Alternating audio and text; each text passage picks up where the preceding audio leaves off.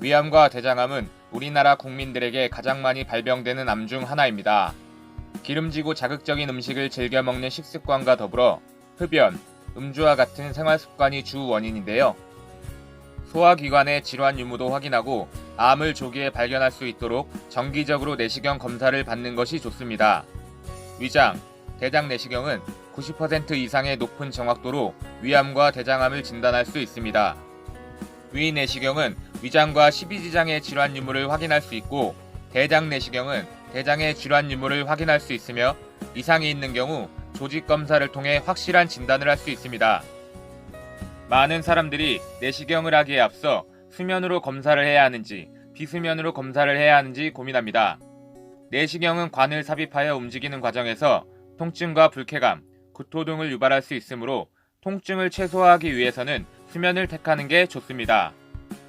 비수면 내시경은 수면 내시경과는 달리 마취를 하지 않기 때문에 마취에서 깨어나는 30분에서 1시간 정도 휴식을 취하지 않아도 되는 장점이 있지만, 검사 시에 움직임이 있거나 구역을 하게 되면 움직임이 없는 수면 내시경보다 정확한 검사가 되지 않을 수도 있으니 참고하시고 검사 방법을 선택하시면 됩니다.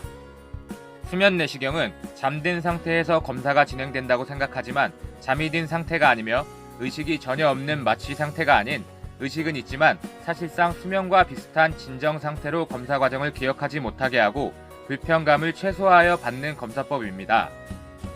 검사를 받고 난 뒤 아무 기억이 나지 않는 건 진정제나 마취제 주사의 특정 성분이 기억을 잃어버리는 효과를 주기 때문입니다.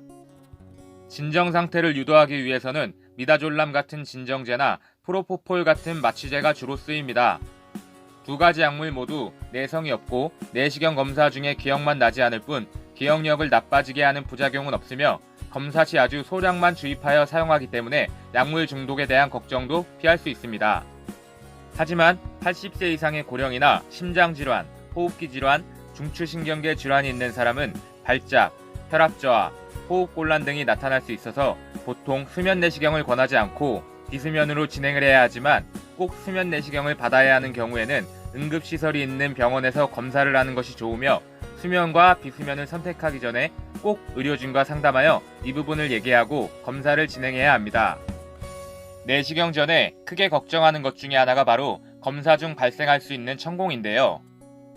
천공이란 대장 내시경을 하면서 장이 뚫리는 현상을 말하는데, 대장은 구불구불한 구조로 되어 있기 때문에 내시경 기구를 넣다가 천공이 발생할 수는 있지만 확률상 1000명 중에 1명꼴로 매우 드물기도 하며, 천공이 발생했다고 해도 즉시 시술을 통해 회복할 수 있는 방법이 충분히 있습니다.